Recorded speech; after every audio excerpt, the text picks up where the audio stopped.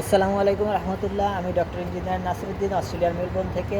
আজকে 4 মে 2026 রোজ সোমবার symbol university of technology থেকে আমি আমার অফিস থেকে বের হলাম অফিস করে। তো শীত চলে আসছে, শীতের বাতাস বইছে এবং গাছের পাতা ঝরে যাচ্ছে। আমি যদি একটু দেখাই, গাছের পাতা ঝরে যাচ্ছে বা ঝরে গেছে, এই যে পাতাগুলো যে ঝরে যায় বা গাছ থেকে যে পাতা পড়তেছে, যে বৃষ্টির বাতাসের কারণে বা বৃষ্টির কারণে শীতকালে যে পাতা ঝরে যায়, এর কারণটা কি আসলে? তো এর কারণটা একটু স্টাডি করলে বা গবেষণা করলে একটু দেখা যায় যে আসলে গাছ নিজেই নিজের পাতাগুলোকে ঝরায়। সকল কিছুই তো আল্লাহ তালার পক্ষ থেকে হয়, বাট আল্লাহ তালা গাছের মধ্যেও, গাছকে যে প্রাণ দিয়েছেন এবং গাছের মধ্যেও হচ্ছে যে তাকে কিছু বুদ্ধি বা তার কিছু ক্ষমতা আল্লাহ তালা দিয়ে রাখছে। মানুষেরও যেরকম বুদ্ধি থাকে, আমি যদি বলি গাছেরও বুদ্ধি আছে বা গাছেরও চিন্তা শক্তি আছে, তাহলে বললে একটু হাস্যকর মনে হবে।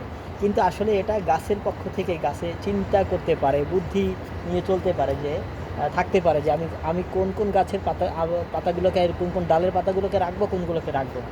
এখন সে নিজে কীভাবে হচ্ছে যে গাছের পাতাগুলোকে ঝরিয়ে ফেলে, এটা হচ্ছে যে আমরা জানি যে এই যে যখন ফার্স্ট ওয়ার্ল্ড কান্ট্রিগুলোতে, নর্ডিক কান্ট্রিগুলোতে বা অথবা হচ্ছে যে আপনার দুই মেরুর যেসব কান্ট্রিগুলো আছে, ওইসব জায়গাতে প্রচণ্ড শীত পড়ে এবং শীতের সময় হচ্ছে যে দিনটা খুব কম হয়, রাতটা অনেক দীর্ঘ হয় এবং হচ্ছে সূর্যের যে আলোক স্বল্পতা, এই স্বল্পতাটা থাকে।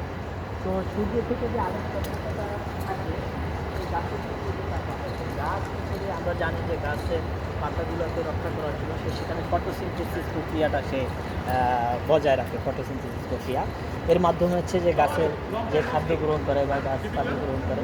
তো এই ফটোসিনথেসিস যে প্রক্রিয়াটা আছে, এটা সূর্যের আলো না থাকলে সে ব্যাহত হয়। এই ব্যাহত হওয়ার কারণে গাছ হচ্ছে যে তার শক্তিগুলোকে ক্ষয় করতে চায় না, এই জন্য সে আস্তে আস্তে পাতাগুলোকে ঝরে ফেলে, কারণ তাকে তো বেঁচে থাকতে হবে। নম্বর টু হচ্ছে যে যে এই যে পাতাগুলো আছে, এই পাতাগুলো যখন সবুজ থাকে, এই দেখেন পাতাটা এখন হলুদ হয়ে গেছে, বাট পাতাগুলো যখন সবুজ থাকে তখন এটা ক্লোরোফিল থাকে। আমি একটা পাতা নিয়ে আসতেছি।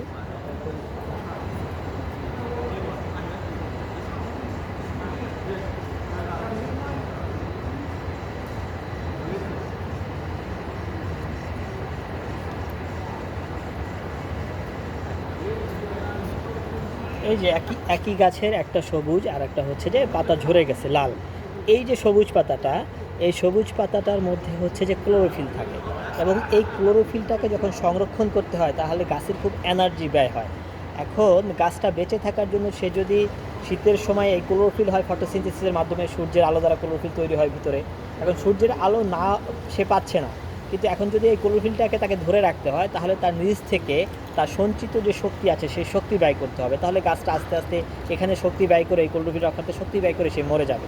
যার কারণে সে হচ্ছে যে তার পাতাগুলোকে সে নিজেই ছেটে দেয় বা ঝরিয়ে ফেলে। হ্যাঁ, এভাবে।